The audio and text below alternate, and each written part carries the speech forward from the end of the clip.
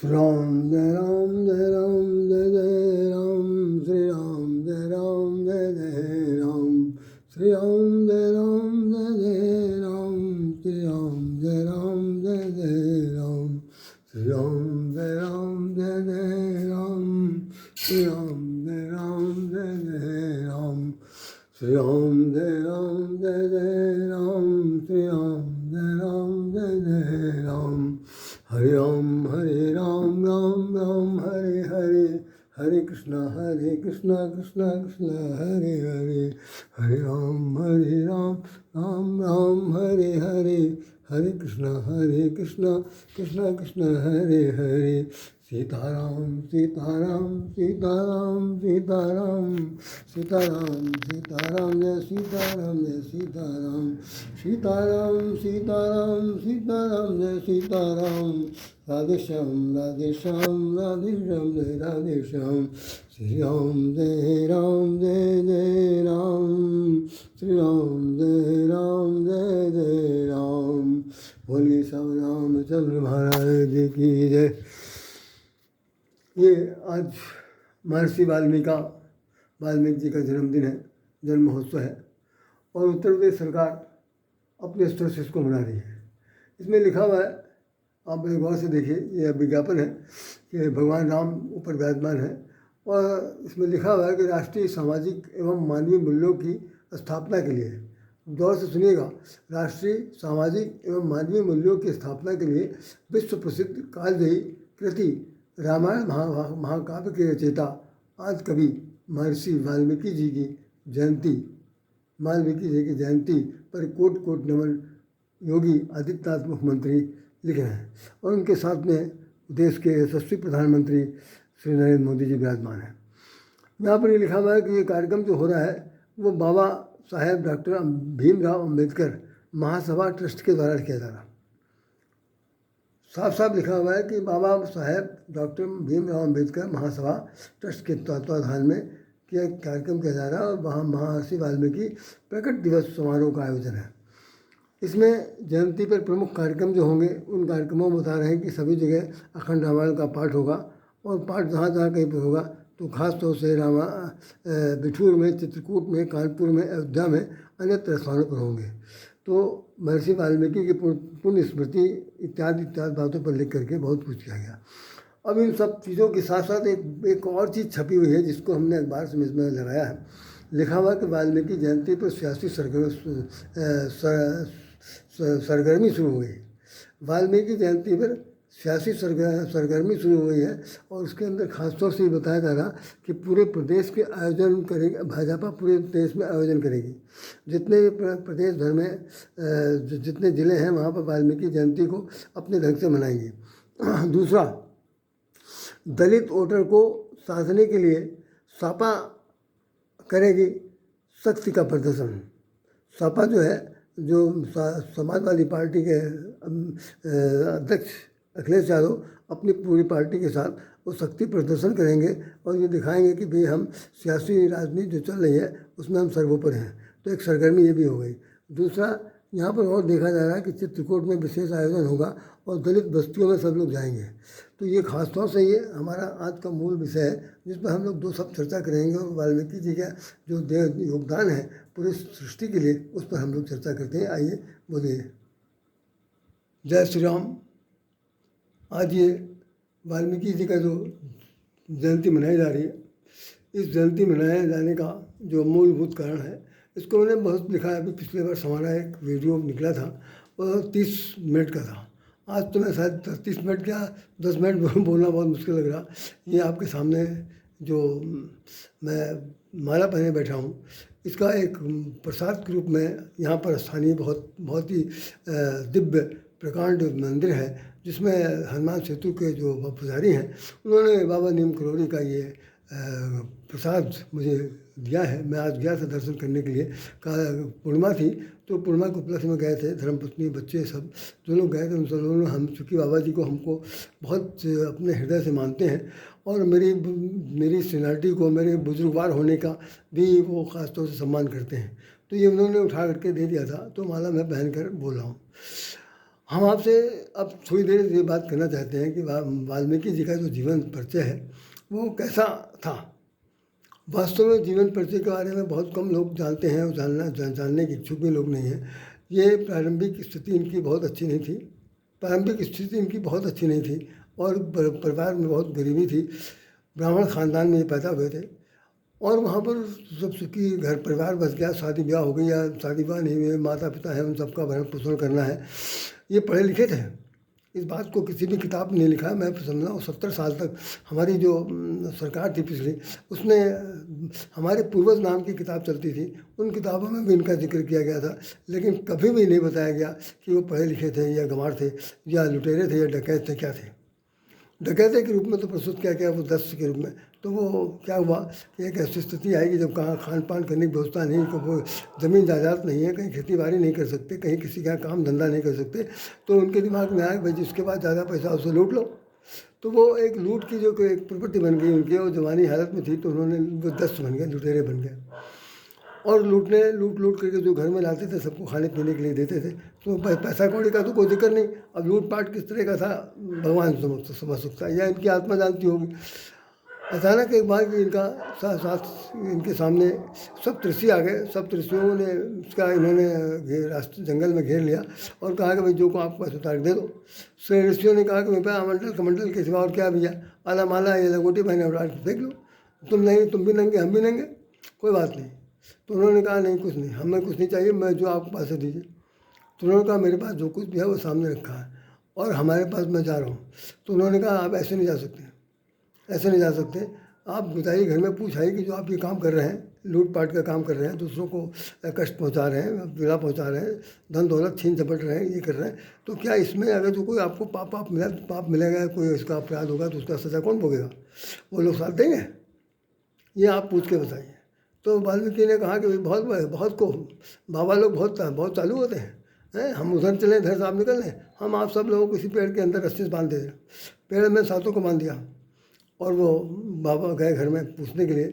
तो अपने पत्नी से, बच्चों से, माता पिता से सबसे पूछा कि भाई हमें जो डाका डाल के लाते हैं पैसा कौड़ी, इसका जो हमारे ऊपर जो पाप पड़ रहा, इसमें अगर मुझे कोई सज़ा मिलती है भगवान की तरफ से या सरकार की तरफ से, समाज की तरफ से, किसी भी प्रकार की तरफ से जो होगा, तो उसमें आप लोग भागीदार होंगे।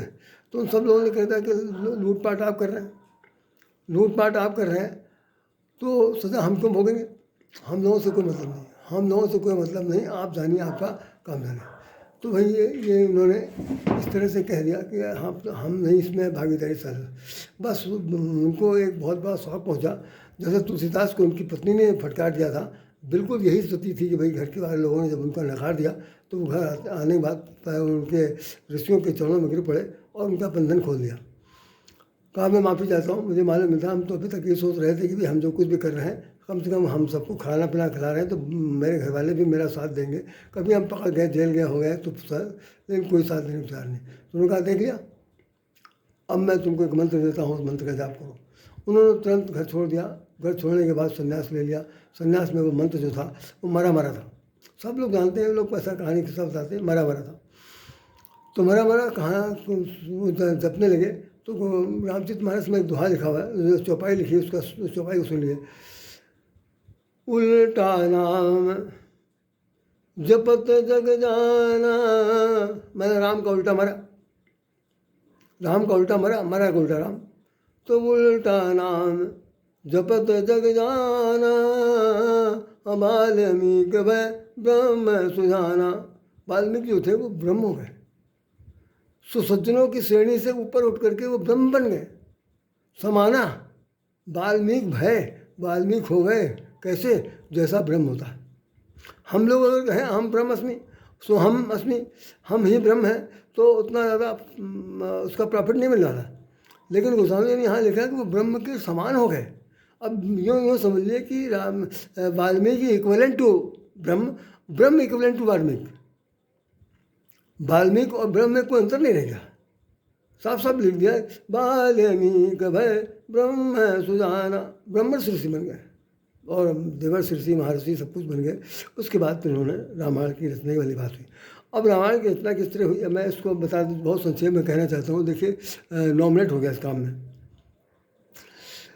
वो स्नान कर रहे हैं, गंगा स्नान कर रहे हैं, किसी नदी के तट पर स्नान कर रहे हैं, जहाँ कहीं ना स्नान कर रहे होंगे, ये सब जिक्र ज़्यादातर कहीं आता नहीं है। स्नान कर रहे हैं। स्नान करते समय उन्होंने देखा कि एक पेड़ पर दो क्रोध पक्षी का एक जोड़ा बैठा हुआ है। क्रोध नाम का एक पक्षी है, उसका जोड़ा बैठा हुआ है, और दोनों लोग जो है, वो दोनों पक्षी जो है आपस में रोमांस कर रहे हैं। अब पक्षी हैं, उनकी जो जैसी उनकी जात है उसके हिसाब से रोमांस उनका जो कुछ भी हो चल रहा होगा।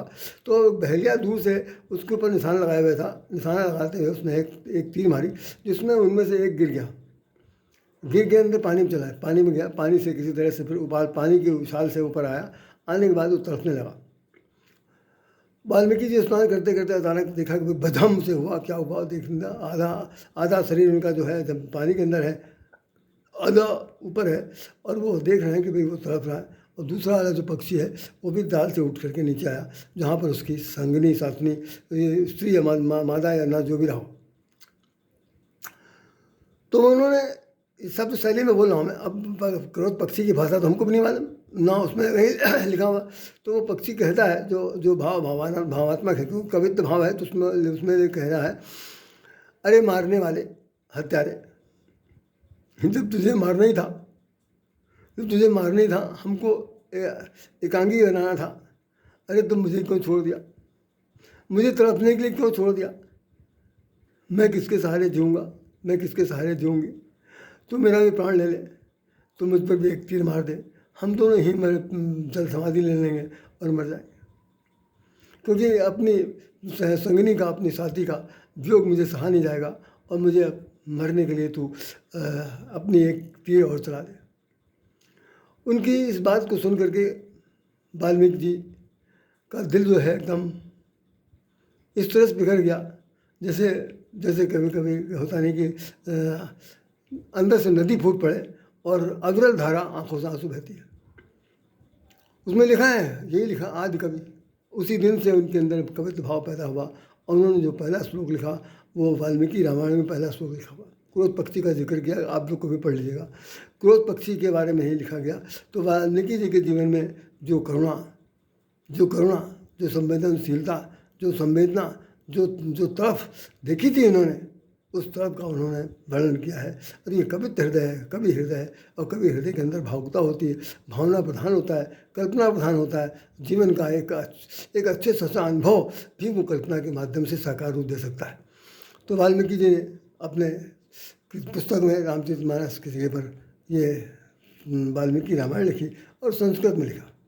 ऐसा जो साक्ष्य हैं वो वाल्मीकि रामायण संस्कृत में लिखी हुई है, लेकिन वो विशेष रूप से इस रूप में ऐसा, इसको लिखने के लिए इससे पहले नारद जी पधारे थे, ब्रह्मा जी पधारे थे।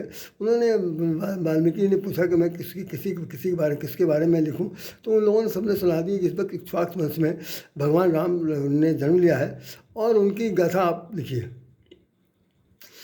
तो ये रामायण सागर की सीरियल में दिखाया गया।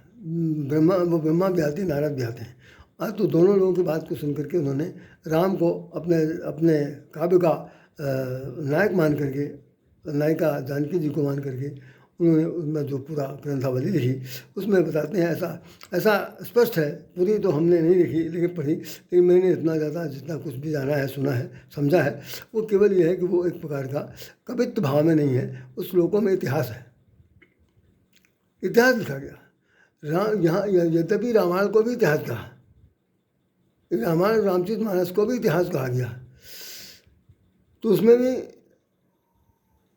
इतिहास का ही शब्द का जिक्र है। मैं इस वक्त बोल रहा हूँ, पूरा वाक्य लिखा हुआ कि इतिहास है, ये इतिहास मैंने सुनने को सुनाया, ये भगवान शंकर पार्वती जी से कहते हैं। तो वाल्मीकि जी ने जितना कुछ लिखा वो सारे संसार में अमिट हो गया। अब एक बहुत बड़ा प्रश्न ये था कि वाल्मीकि का लिखा हुआ जो ये ग्रंथ है, इसको आम आदमी तक कैसे पहुँचाया जाए। संस्कृत के सभी लोग पाठक नहीं हैं, सभी समझदार नहीं हैं, संस्कृत पढ़ नहीं सकते, सब युग परिवर्तन हो चुका था, तरह तरह की भाषाएं यहाँ पर आ गई थी, जिन जातियाँ यहाँ रहती हैं उन्होंने अपना अपना ढंग का किया। जैसे आज प्रांतीय भाषा को लेकर के महायुद्ध हो रहा, उसी तरह से बहुत वक्त भी रहा होगा, तो खैर उसको हिंदी रूपांतर करना था। तो ये कहा जाता है कि जो वाल्मीकि थे, जब उन्होंने अपना शरीर छोड़ा तो वही तुलसीदास जी के रूप में पैदा हुए।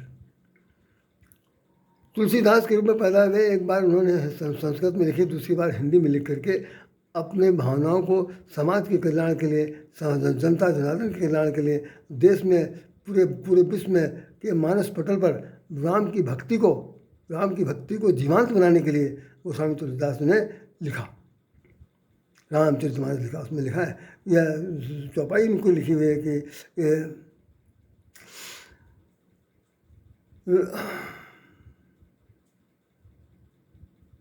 रामचरितमानस यही नामा, सुनत श्रवण पावई विश्राम। ये रामचरितमानस है इसका नाम, और इसको सुनने से मन को, आत्मा को पूर्ण रूप से शांति, विश्राम मिलता है। यह है। अब हम मुख्य प्रश्न पर आते हैं कि भगवान वाल्मीकि जी ने जो संस्कृत में रामायण लिखी थी, उस रामायण में क्या क्या चीज़ बातें लिखी गई। उन बहुत सी बातों को गोस्वामी जी ने अपनी तरह से काट छाट करके कवित्व भाव से लिखा है, इसलिए उसमें बहुत कुछ हटा दिया गया है, लेकिन वो इतिहास के रूप में है। तो हम अगर देखें रामायण के अंदर वाल्मीकि का जो प्रसंग अयोध्याकांड में आता है, उसमें गोस्वामी जी से भगवान राम जी आश्रम पहुँचते हैं। तो जब देखिए, बड़ी खास बात यह है कि वाल्मीकि के आश्रम में आने के बाद पहले उनके बीच में बहुत बड़ी गोपनीय बातचीत हुई, राम और वाल्मीकि से।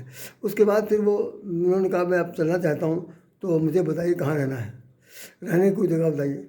तो वाल्मीकि जी ने कहा कि भाई आप ये पहले मुझे बताएं कि आप इस संसार में कहाँ पर नहीं हैं, जहाँ न हो तुम मुझको देव बताए, आप मुझे बता दीजिए कि कहाँ आप नहीं हैं। अगर आप सब जगह हैं तो हम ये क्या बता दें कहाँ रहेंगे। अरे भाई, आपकी जहाँ इच्छा हो रही है, पूरा संसार आपने बनाया, आप इसके मालिक हैं, आप तो कहीं भी रह सकते हैं। लेकिन चूंकि प्रश्न पूछा है और हम उत्तरदाता के रूप में हैं, हमारा दायित्व बनता है हम दो शब्द कहेंगे। तो उन्होंने जो 14 प्रकार के भवन बताए हैं, उन 14 प्रकार के भवनों में बड़ी खास बात है, बहुत खास बात है। वो एक विषय है, एक चैप्टर है, जिस पर कम से कम कुछ नहीं तो 14 दिन तक बोला जा सकता है। तो उस पर भी मैं जिक्र नहीं कर रहा हूँ। सिर्फ उसमें एक चौपाई बहुत कठिन, बहुत साधारण है। चौपाई क्या दो सुन सकते हैं। एक चौपाई इसमें लिखी है कि जिनके श्रवण समुद्र समाना, तिनके ग्रह बसहु भगवान। जिनके कान समुद्र के समान है। समुद्र की एक बड़ी खास बात है कि भाई समुद्र जो है, कभी उसके अंदर लहर बहर तो सब कुछ आती है, लेकिन बाढ़ नहीं आती। जैसे नदियों में बाढ़ आती है, इतना गहरा, इतना गंभीर होता है कि सारे नदियाँ का पानी इसमें से आके समाहित हो जाता है। तो ठीक उसी प्रकार से कान को उन्होंने समुद्र की उपमा दी है कि समुद्र इस कान के अंदर जो है, जिसके कानों में राम की ही भक्ति, राम का ही धुन, राम का ही गुणगान, राम के ही चरित्र का वर्णन, कथा, जो जिनके श्रवण समुद्र समाना कथा का जाती हो, वो राम की कथा रूपी अमृत का जो पान करते हो कानों के माध्यम से, आप उनके हृदय में निवास करिए। बड़ा सुंदर वाक्य। हम लोग तो बहुत बार कान का उदाहरण लेते हैं, उसमें इस कान सुनो, उस कान से निकाल दो। कहे इस सेंस में कि भाई किसी को हमने सुने नहीं, किसी को हमने कुछ समझा नहीं। दूसरा ये है कि कान भगवान ने दो दिए, दो कान से इसलिए दिए कि अगर एक बहरा हो जाए तो कम से कम दूसरा काम करे, नहीं दूसरा ना काम करे तो कुछ और किया जाए। लेकिन भाई जो कुछ भी सुने तो अच्छी बात सुने, बुराई ना करें, ना बुराई करें, ना बुराई सुने, तो सब कानों के समान। दूसरा उन्होंने एक बहुत बड़ी खास बात बताई थी कि जात पात धन धर्म बढ़ाई, जाति पात धन धर्म बढ़ाई, सब परिहर करिहें सेवकाई। जो जाति को, पात को, धर्म को, अन्य प्रकार के जितने भी संप्रदाय हैं, इन सबको जो त्याग करके केवल आपकी सेवा में जुटा रहता है, आपकी सेवा में, मतलब उससे जो धर्म कांड से, कर्म कांड से, जात पात से, ऊंच नीच से जो ऊपर उठकर हैं, जो सामाजिक प्राणी, उन प्राणियों के हृदय में भी आप निवास कर सकते हैं। बाकी 12 और जो है उनका वर्णन बाद में किया जा सकता है। और मैं आपको क्या बताऊँ, वाल्मीकि जी के आश्रम में वो पूरी कथा ख़त्म हो रही है। जिस वक्त रामराज की स्थापना हो गई और सीता जी का वनवास हुआ, तब भी कथा ख़त्म नहीं हुई है, लीला ख़त्म नहीं हुई थी। उन्होंने जानकी जी को उनके आश्रम में भेजा और जानकी जी वहाँ पर रह करके, चूँकि गर्भवती थी तो लव का जन्म दिया। और कुछ जो है वो इनके आध्यात्म शक्ति के माध्यम से बनाया गया था, और वो भी वहाँ पर एक प्राकट्य होता है। ये भी उन्होंने दिखा दिया कि एक समय ऐसा भी आ सकता है कि पिता पुत्र के बीच में भी तीर कमान उठ सकता है। जिस वक्त राम गए थे वहाँ देखने के लिए सारे उनके भाई युद्ध स्थल में उनको मार कर गिरा दिया था लव कुश दोनों भाइयों ने। तो जब राम लड़ने के लिए गए तो उसी समय जानकी जी ने उनका हाथ पकड़ लिया अपने बच्चों का, नहीं यही तो तुम्हारे पिता है, पिता पर हाथ छोड़ना ठीक। तो एक उदाहरण दे दिया गया कि ऐसी भी स्थिति कभी आ सकती है, चाहे युग कोई भी हो, चाहे त्रेता हो, चाहे द्वापर हो, चाहे कलयुग हो, चाहे सतयुग हो, हमेशा रक्त संबंधियों में कभी भी हाथापाई ऐसी हो सकती है कि जिनको नहीं कभी कदम उठाना चाहिए वो भी अमर्यादित हो सकते हैं। अगर वो आते हैं उनके गाना वाना गाते हैं बजाते, जैसा सीन इन सब लोग देखा गया। तो कुल मिलाकर के जब तक जानकी जी धरती में नहीं समा जाते हैं तब तक वाल्मीकि का रामायण पूरी नहीं हुई थी। और वहाँ पर भेजने का मूलभूत उद्देश्य भी यही था कि वहाँ जाकर के हमारे बच्चे संस्कार को पाएंगे, ऋषि आश्रम में रह करके रहेंगे और सब कुछ करेंगे। तो ये जो परीक्षा वाली जो बात थी, ये केवल एक सामाजिक एक लोकाचार है, उसका उन्होंने उद्घाटन किया, लेकिन उसका परिणाम भी उनको बहुत दुख हुआ। भगवान राम को जीवन पर्यंत अकेला रहना पड़ा। अब सबसे महत्वपूर्ण बात मैं आपको बता दूं कि वाल्मीकि जी के जैसा सच्चरित्र वाला, वाल्मीकि जी के जैसा वो सच्चरित्र मैं सिर्फ इसलिए कह रहा हूँ कि प्रारंभिक जीवन में तो कुछ ना कुछ लोगों की घटनाएं हो जाती हैं। अच्छा, उनके साथ जो मजबूरी थी उसका उन्होंने पालन किया, और कोई भी मरता ना तो क्या करता भाई। कई बार तो ऐसी स्थिति आ जाती है कि भूखे लोग जो होते हैं वो दूसरे की छीन लेते हैं। जानवरों में तो ये प्रवृत्ति बिल्कुल पाई जाती है। तो आदमी भी कभी कभी जो है वो मनुष्य से पशु बन जाता है कि भाई पेट कैसे पालन किया जा सकता है। तो उन्होंने किया, उसके परिणाम में उनको अपने परिवार से जो संदेश मिला उस संदेश का उन्होंने निश्चित रूप से तिरस्कार कर दिया और वो ब्रह्म बन गए। तो ऐसे ऋषि मुनि संत महात्मा और ब्रह्म के रूप में समान स्थान रखने वाले, पूरे विश्व के अंदर एक कल्याणकारी धर्म के मार्ग पर चलने की पुस्तक देने वाले, ग्रंथ देने वाले वाल्मीकि जी को कोटि कोटि नमन करता हूँ। और हम आप सब लोगों से निवेदन करते हैं कि ऐसे महर्षि जी के साहित्य को, उनके ग्रंथ को निश्चित रूप से समय जब कभी निकले, जिस उम्र में भी आप रन कर रहे हो मुझे नहीं पता, पढ़कर जरूर देखिए। अपवाद स्वरूप नहीं, पूर्व आग्रह से प्रेरित होकर के नहीं देखना है, तो आपको जो भी ज्ञान मिलेगा वो बहुत अच्छा होगा, ऐसा मेरा विश्वास है। इन्हीं शब्दों के साथ राधे श्याम राधे आपको हृदय से नमन करता है और प्रार्थना करता है कि भगवान करे आप सबके जीवन में वाल्मीकि का जो चरित्र है, वाल्मीकि जी का जो उनकी कोमल हृदय की संवेदनशीलता है, जो कवित्व भाव है, जिसके आधार पर कविता फूटती है और वो समाज में एक नदी बहकर सागर के समाहित होती है, राम के सागर में, राम नाम के सागर समाहित होती है, ऐसा स्वरूप बनाने की चेष्टा कीजिए और आप वाल्मीकि बन जाइए। बोलिए श्री रामचंद्र महाराज की जय, वाल्मीकि जी की जय। जय जय सीताराम। श्री राम जय राम, जय जय राम, श्री राम जय राम, जय जय राम।